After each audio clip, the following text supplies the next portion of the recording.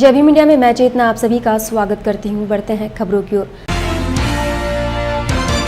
वर्धा जिले के खापरी तालाब में अपनी जमीन गंवाने वाले किसानों को न्यायालय ने जिलाधिकारी शैलेश नवाल और भूसंपदा अधिकारी पांडे इनकी कुर्सी और कंप्यूटर जब्त करने के आदेश दिए।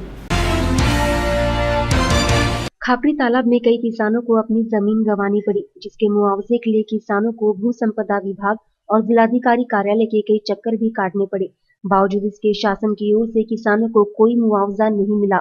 मजबूर होकर किसानों ने न्यायालय का दरवाजा खटखटाया और न्यायालय ने किसानों के हित में आदेश सुनाते हुए जिलाधिकारी शैलेश नवाले, भूसंपदा अधिकारी पांडे इनकी कुर्सी और कार्यालय के कंप्यूटर जब्त करने का आदेश दिया। दोनों कार्यालय ने न्यायालय के आदेश की सुनवाई नहीं की, जिसके बाद किसानों ने जिलाधिकारी की कुर्सी जब्त की। आम्हाला पहिले पैसा मिळाला कमी, बरोबर आहे। कमी पैसा मिळाला म्हणून आम्ही केस टाकली तर ते वकिलामार्फत आम्ही केस भांडलो। ते 2 वर्ष झाले का 3 वर्ष झाले केस जिंकली, यायच्या पावतरी येत जातो आणि वापस आम्ही जातो। तर आज ते एक कुर्ती त्याची जप्ती केली, वॉरंट काढल्यामुळं। नोटा घ्यायच्या होत्या, नोटा मागासाठी आलो आम्ही। ते आम्ही काही चोरी करायला नाही आलो। जप्ती काय काढून शानी तुम्हाला म्हणे काही पैसा मिळणार नाही, तुम्ही काही सवलत द्या, नाही खुर्च्या नेऊन विकून तर काही होणार नाही। हां, इतका शब्द वापरला त्यानं। पण आम्ही म्हटलं 2-4 वेळेस झालं बुवा, तुम्ही पैसा देऊ शकत नाही, तुमचे पहिले वॉरंट काढले होते, त्या तुमची जप्ती केलेली आहे, त्याच्यात आमचे नावं आहेत, तरी तुम्ही झोपीत असा। बस झालं, इथपात्र झालं बुवा। हे नेऊन बाबू पैसा काही मिळणार, बरोबर आहे। आणि काही करून शनी ते जे त्रास द्यायचा ते देणारच आहे, अधिक दिवस वाढून देतील। शेवटी याची बिना पैसा मंजूर होईल, तुम्ही म्हणून आमचा एवढ्या रुपयाचा इसरा होता। खुर्ची राहण्याची 10 पैशाची, त्याने म्हणलं 5,000चा होता। खुर्ची घ्या, आम्ही काही खाल्ली असं आहे ते। म्हणून म्हणलं काय काढायचं बा, फक्त तुम्हीच सांगा, पण ते सांगू शकले नाही। अकोला जिले के सांगरू रोड पर जंगल से शहर की ओर आ रहे हिरन को एक अज्ञात वाहन ने टक्कर मार दी। गंभीर रूप से घायल हिरन को ग्रामीण वासियों और वन रक्षकों ने पशु चिकित्सालय पहुंचाया, जहां उसका इलाज चल रहा है। पिछले 4 महीने से गर्मियों से त्रस्त वन्य प्राणियों को बारिश से राहत मिली है, लेकिन जंगलों के खत्म होने से वन्य प्राणी तेजी से शहरों की ओर बढ़ रहे हैं और कई हादसों के शिकार हो जाते हैं। ऐसी एक घटना अकोला से सामने आई है, जहां सांगरूद रोड पर रास्ता क्रॉस करते हुए हिरन को एक अज्ञात वाहन ने टक्कर मार दी। इस हादसे से गंभीर रूप से घायल हिरन को ग्रामवासी और वन्य रक्षकों ने पंजाबराव देशमुख पशु चिकित्सालय पहुंचाया, जहां उसका उपचार जारी है। राज्य में बिजली की बढ़ती कीमतों से जहां आम जनता और किसान परेशान है, वहीं महाराष्ट्र महावितरण कंपनी ने बिजली की दरों को बढ़ाने का प्रस्ताव रखा, जिसके विरोध में विधायक बच्चू कडू के नेतृत्व में चंद्रपुर महावितरण कार्यालय के सामने विरोध कर प्रदर्शन किया गया। बिजली के बिलों का तोरण बांधकर आंदोलन की शुरुआत की गई और इस प्रस्ताव को खारिज करने की मांग की गई। महाराष्ट्रातील महावितरण कंपनीने वीज नियामक आयोगाकडे दरवाढीचा प्रस्ताव ठेवलेला आहे। या प्रस्तावावर 11 तारखेला अमरावतीला, 13 तारखेला नागपूरला व महाराष्ट्रातील विविध विभागामध्ये जनसुनावणी होणार आहे। आमचा प्रश्न असा आहे की आधीच शेजारील राज्यापेक्षा महाराष्ट्रातील विजेचे दर 1.5 ते 2 पट जास्त आहेत। या राज्यातले 500च्या वर उद्योग वीज दरवाढीमुळे या राज्यातून गेलेले आहेत। कामगार बेरोजगार झालेले आहेत आणि बेरोजगारांना काम मिळणे बंद झालेले आहे। शेतकऱ्यांना विजेचा प्रश्न आहे, वीज महाग मिळत आहे आणि सामान्य माणसाचे विजेच्या महागाईमुळे कंबरडे मोडलेले आहे। अशा परिस्थितीमध्ये एकीकडे विजेचे दर कमी करण्याचं आश्वासन द्यायचं निवडणुकीमध्ये आणि दुसरीकडे वीज दरवाढीचे प्रस्ताव ठेवायचे, हा दुटप्पीपणा चालणार नाही। वीज दरवाढीचा हा प्रस्ताव शासनाने मागे घ्यावा, या मागणीसाठी माननीय आमदार बच्चू कडू यांच्या नेतृत्वात राज्यभर एक मोठं आंदोलन सुरू होणार आहे। आज चंद्रपूरच्या महावितरण कंपनीसमोर आम्ही तोरण बांधू वीज बिलाचे तोरण आणि हाणून पाडू वीज दरवाढीचे धोरण, या तत्वानुसार तोरण बांधून नारळ फोडून या आंदोलनाची आम्ही सुरुवात केलेली आहे। आमची मुख्य मागणी आहे, विजेची दरवाढीचा प्रस्ताव मागे घ्या, जी विजेची दरवाढ आधी केलेली आहे ती कमी करा आणि वीज कंपनीच्या भ्रष्टाचाराची चौकशी करून दिल्लीत सरकारने केलं त्याप्रमाणे विजेचे दर अजून कमी करावेत। आणि त्याचबरोबर चंद्रपूर जिल्ह्यामध्ये 25% जास्त महाराष्ट्राला लागणाऱ्या विजेच्या 25% जास्त विजेची निर्मिती चंद्रपूर जिल्ह्यात होते. यासाठी करोडो लिटर पाणी दर महिन्याला खर्च होते. यासाठी हजारो टन कोळसा जाळला जातो. तापमान वाढते, प्रदूषणाचे प्रश्न निर्माण झाले, श्वसनाचे आजार वाढलेले आहेत आणि शेतीचे प्रश्न निर्माण झाले. मात्र विजेच्या बाबतीत कोणतीही सवलत चंद्रपूर जिल्ह्याला नाही.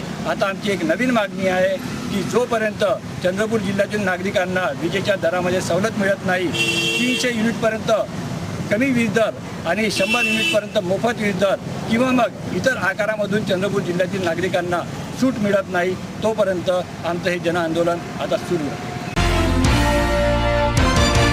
आरक्षण के जनक राजर्षि शाहू महाराज की 142वीं जयंती के उपलक्ष्य में धर्माबाद तहसील में बामसिफ यूनिट की ओर से जाहिर परिसंवाद और मेधावी छात्रों के सत्कार का कार्यक्रम आयोजित किया गया। राजर्षि शाहू महाराज आरक्षण और वर्तमान स्थिति पर डॉक्टर श्याम सुंदर वाघमारे ने मार्गदर्शन किया। साथ ही सभी मेधावी छात्र और बौद्ध समाज के सेवानिवृत्त कर्मचारियों का सत्कार किया गया। प्राचीन काळी राजा आणि महाराज होतो, आपण त्यांचे वंशज आहोत. सम्राट अशोक असतील, सम्राट बिंबिसार असतील, आपण जे महान सम्राट आहेत यांचे आमचे आपले पूर्वज फक्त मध्यंतरी अस्पृश्य होते. आपण दलित होतो, आपण पीडित होतो, आपण खूप अस्पृश्य होतो. ही जी भावना आहे त्याच्या अगोदर जो बुद्धाचा काळ होता, गौतम बुद्धांचा काळ होता, अगोदरचा काळ, हा काळ मात्र आपला सुवर्ण अक्षर लिहिलेला काळ होता. म्हणजे आपण असं अस्पृश्य, दलित, पीडित, पुढील असं काय. तर आपले त्या अगोदरचे पूर्वज मात्र इथे राजे होते, महाराजे होते, आपण इथे भूमिपुत्र आहोत किंवा आपण म्हणूया भारत देशाचे आपण खरे नागरिक आहोत. आणि त्यामुळे असं दलित, पीडित, पुढील असं काय म्हणायचं काही गरज नाही. पण काय झालं, आमचा इतिहास लिहिला गेला, आमचा इतिहास लिहिला गेला बरं. किंवा तुम्ही अस्पृश्य होते, तुम्ही गावाच्या बाहेर राहिले, तुम्ही हे करत होते, तुमच्यामध्ये हे नव्हतं, माणूस पण नव्हतं, हे नव्हतं, ते नव्हतं. पण हे सांगता जात नाही की आमचं शिक्षण हिरावून घेतलं होतं, आमचं प्रशासक होण्याचं गुण हिरावून घेतले होते, राज्यकर्ते होण्याचे गुण हिरावून घेतले होते, हे मात्र सांगितलं. त्यामुळे मला काय असं आठवतं, एक छोटीशी 1 मिनिटाची कथा मला अशी आठवते, ते तुम्हाला सांगायला मला आनंद होईल. ती अशी कथा आहे, एक जंगल होतं, तर तिथं भरपूर आहेत, वाघमोडे आहेत, वाघमारे आहेत, वाघोडे आहेत, वाघाच्या नावाने भरपूर जण आहेत. तर एक वाघ आता कुठं असं सर्वांना माहिती होतं, जंगलात राहतो. एक माणूस शिकारीला गेला, शिकारी जंगलात गेला, वाघाच्या शिकारीसाठी गेला. आता काय झालं, तो असं गंधाळ जंगलात गेल्यानंतर अचानक काय झालं, तिथे रूपामध्ये हालचाल झाली आणि तिथून लगेच तो वाघ समोर आहे. सांगणारे दगड झाले, सांगणारे दगड झाले. कसे दगड झाले? दगड सुद्धा घडतात त्या देशात वेगवेगळे आकार, दगड सुद्धा घडतात त्या देशात वेगवेगळे आकार. पण इतकी माणसं काही घडत नाही, काय विचार सांगितले तथागतापासून आतापर्यंत विचार होता आणि आपला विचार सांगितला, पण इतकी माणसं काही घडत नाही. गेल्या 2000 वर्षात इतके महान लोक येऊन सांगून गेले, काय विचार सांगून गेले, क्रांतिकारी विचार सांगितले, चांगले विचार धडकून दाखवून देण्याचं काम केलं. काय सांगितलं त्यांनी, गेल्या 2000 वर्षात इतके महान लोक येऊन सांगून गेले, माणूस व्हा म्हणून. काय व्हा म्हणून? माणूस व्हा म्हणून. पण इथल्या लोकांनी त्यांचे सुद्धा दगड करून ठेवले. दगड आम्ही त्याचे विचार घेण्याऐवजी आम्ही त्याला दगडात रूपांतर केला, पूजा करत असतो असं विचार. आरोग्य विभाग के अंतर्गत सिकल सेल सहायक के रूप में काम करने वाले बुल्ढाना, अकोला, वाशिम और अमरावती के कर्मचारियों ने समायोजित करने की मांग को लेकर औरंगाबाद जिला परिषद के सामने आमरण अनशन शुरू कर दिया है। इन अतिरिक्त कर्मचारियों ने औरंगाबाद में राष्ट्रीय आरोग्य अभियान में समावेशित करने की मांग की है। आम्ही सर्व बुलढाणा, अकोला, वाशिम आणि अमरावती या जिल्ह्याचे तालुका सिकल सेल सहाय्यक या पदावर आरोग्य विभागामध्ये या पदावर कार्यरत होतो. परंतु हे पद मानव सुसज्जीकरण कार्यक्रमानुसार अतिरिक्त ठरत असल्याकारणाने माननीय आयुक्त, कुटुंब कल्याण व संचालक राष्ट्रीय आरोग्य अभियान यांनी या पदाला इतर जिल्ह्यामध्ये म्हणजेच औरंगाबादमध्ये राष्ट्रीय किशोर स्वास्थ्य कार्यक्रमामध्ये समायोजित केलेलं आहे. परंतु आज 2 महिने उलटून गेले तरीसुद्धा आम्हाला येथील जिल्हा परिषदेच्या अधिकाऱ्यांनी या ठिकाणी समायोजित करून घेतले नाही. म्हणून आम्ही सर्व 4ही जिल्ह्याचे तालुका सिकलसेल सहाय्यक या ठिकाणी आजपासून म्हणजे 7 तारखेपासून आमरण उपोषणाला बसलेलो आहोत. जोपर्यंत आमची मागणी पूर्ण होत नाही तोपर्यंत आम्ही या ठिकाणाहून हलणार नाही. आणि मी धन्यवाद देतो लॉर्ड बुद्धा टीव्हीचे की त्यांनी आम्हाला या ठिकाणी भेट देऊन आमचा या उपोषणाच्या आंदोलनामध्ये सहभागी झालात. त्यामुळे लॉर्ड बुद्धा टीव्हीचे विशेष आभार. देश भर के विभिन्न शैक्षणिक संस्थानों में अल्पसंख्यक वर्ग को मिलने वाले आरक्षण पर हमले थमने का नाम नहीं ले रहे। ताज़ा मामला पंजाब के बाबा Farid university of health sciences का है, जहां की 287 मेडिकल सीटें अनुसूचित जाति, अनुसूचित जनजाति और अन्य पिछड़े वर्ग के लिए आरक्षित थी, लेकिन साल 2015 में उन्हें सामान्य वर्ग के लिए दे दिया गया। आरक्षण पर हुए इस हमले पर पंजाब विधानसभा कमेटी ने नाराजगी व्यक्त की है। राज्य के कई शहरों में बारिश आने के बाद किसानों ने फिर एक बार राहत की सांस ली है। खेती के लिए किसानों ने बुवाई की शुरुआत कर दी। चटकती धूप के साथ बारिश आते ही किसानों के चेहरे मुस्कुराने लगते हैं। राज्य के कई भागों में बारिश न होने से जहां किसान परेशान थे, वहीं बारिश की बूंदों के साथ ही उनकी मुस्कुराहट भी वापस लौट आई है और किसान बुवाई के लिए तैयार है। शेती इथली शेती जी आहे ती 2.25 एकर आहे.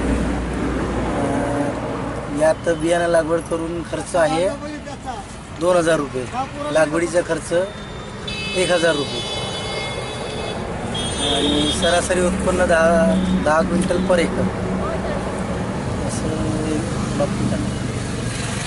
काय दुष्काळाची स्थिती नाही, यावर्षी असं वाटत आहे की पाणी येऊ शकते जास्त आणि उत्पादन वाढीचा अंदाज आहे.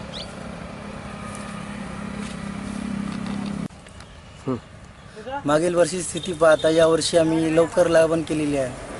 पावसाचा अंदाज पाहून आणि हवामान खात्याने जो हे दिलेला आहे, कल दिलेला आहे, त्यामुळे आम्ही यावर्षी चांगल्या बियाण्याची लागवड करून जास्तीत जास्त उत्पादन घेण्याचा प्रयास आहे आमचा. आणि असं वाटतं की उत्पादन जास्त होईल यावर्षी पाऊस चांगला असल्यामुळे.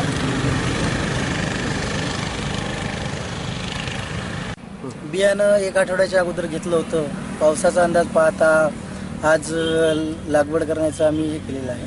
नुकसान झाली आहे, कास्तकाराची झाली तर मजुराची झाली नुकसान त्याच्यामध्ये. काहून का पाऊसच नाही आला तर मजुरी कशी लागल, आणि मजुरी आता मजूर वर्ग आले तर मजुरी नेहमीसाठी पाहिजे.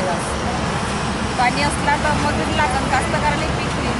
कास्तकारच नाही पिकले तर मजुराचं काम धाक राहणार आहे.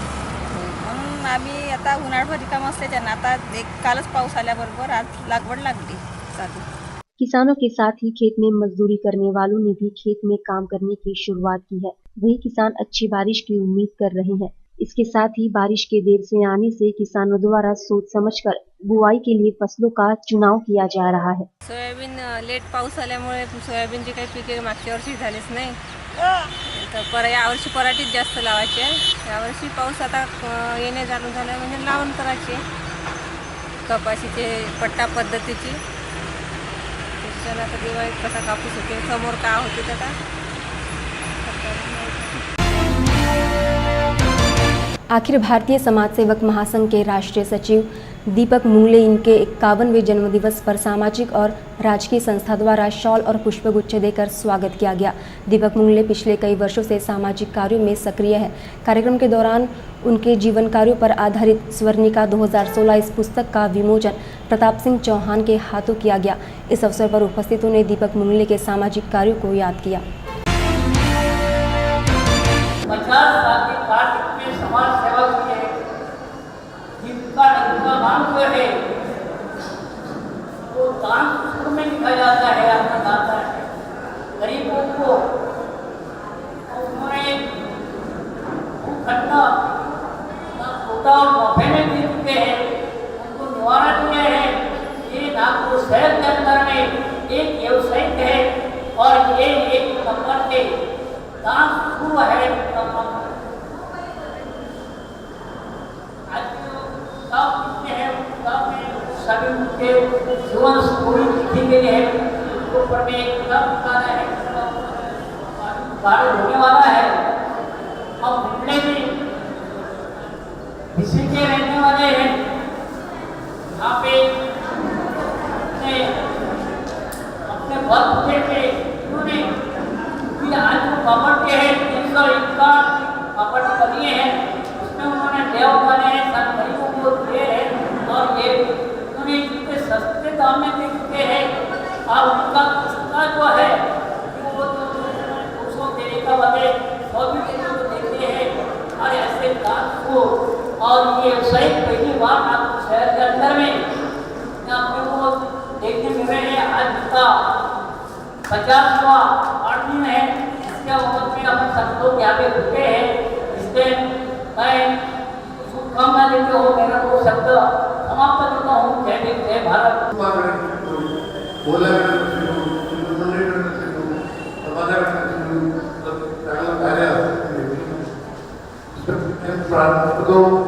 अधिक भाषेमध्ये नाही आहे, परंतु एवढी त्यांच्याकडे अपेक्षा करतो की दीपकजी मुले मोठे व्हा, झाड जसं मोठं होतं तसं मोठे व्हा, फळ देतो, नम्रता काय करतो, सावधी देतो, मित्रांना दुखत नाही, अशा प्रकारे वागा. जसं आंब्याची झाड असते, फळ मिळतात, पत्ती मिळतात, फुलीच्या कामे येते, सावली मिळते.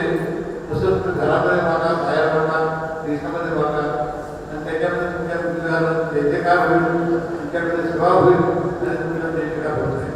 अशा प्रकारे जीवन जगा. तुम्ही तुमचं कुटुंब यांना सुख, वैभव आणि आरोग्य सदैव येत राहतो, त्याची आम्ही सर्व आज प्रार्थना करत आहोत. आपण या शरीर तुम्हाला जीवन सुद्धा देणार, जीवन दानासारखं पुढे नाही ते तुम्ही करत आहात. आपण पहा, लोकांना पैसे दिले, पैशाचा काय उपयोग करत उद्योग वगैरे सांगता येत नाही, पण त्यांना जेवण दिलं तर तो फक्त पर्यंत अन्नदाता सुखी हो. अशा प्रकारे तुम्हाला लोकांचे आशीर्वाद मिळत आहे. चांगलं कार्य करत राहा, लोकांचे आशीर्वाद मिळतील आणि तीच पुणे तुम्हाला जीवनामध्ये सुरुवात करेल. तशी सुरुवात करतो आणि तुमचे जीवन जगवतो, अशी भावना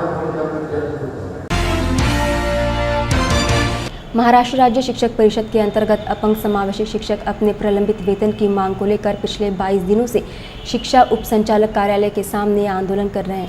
अपनी मांगे शासन के सामने रखने के बावजूद उनकी सुनवाई नहीं की जा रही, जिसका विरोध करते हुए राज्य सरकार द्वारा 7 जुलाई 2015 के सेवा समाप्ति के GR की होली कर अपना रोष व्यक्त किया। गए 15 जून 2016 से ये आंदोलन चल रहा है। नागपुर शिक्षण उपसंचालक कार्यालय के सामने, अमरावती विभाग शिक्षण उपसंचालक कार्यालय के सामने और आज़ाद मैदान मुंबई में ये आंदोलन 15 जून 2016 से शुरू है। अपंग समावेशी शिक्षण योजना अंतर्गत विशेष शिक्षक 1185 और परिचर 72 इनकी नियुक्ति की गई 31 अगस्त 2009 के शासन निर्णय के अनुसार। उस शासन निर्णय में लिखा हुआ है कि ये जो नियुक्ति है अध्यापकों की, ये सामान्य अध्यापकों की नियम के अनुसार रहेगी। सामान्य अध्यापकों का नियम है MEPS रूल्स 1981 और उस नियम में लिखा हुआ है कि यदि शिक्षक अतिरिक्त होता है तो उसको वेतन दिया जाएगा और उसको अन्य स्कूलों में समायोजित किया जाएगा। विशेष शिक्षक ये अतिरिक्त हुआ है लेकिन उसको तनख्वाह नहीं मिला, उसका तनख्वाह बंद कर दिया गया। कुछ लोगों को तो नियुक्ति दिनांक 2009 से आज तक तनख्वाह नहीं दिया गया। इसलिए हमारी पहली डिमांड है MEPS रूल्स 1981 के अंतर्गत इन सभी विशेष शिक्षकों को जो 1185 संख्या में है और 72 परिचर है, उनको नियुक्ति दिनांक से आज तक का वेतन दिया जाना चाहिए और उनको अन्य स्कूलों में समायोजित करना चाहिए। इस हमारी डिमांड को मंजूर करने के लिए हम लड़ रहे हैं और लड़ते रहेंगे। आज हमने 7 जुलाई 2015 का शासन निर्णय की होली की। ये 7 जुलाई 2015 का शासन निर्णय इस सरकार ने निकाल के हमें टर्मिनेट कर दिया, सेवा मुक्त कर दिया।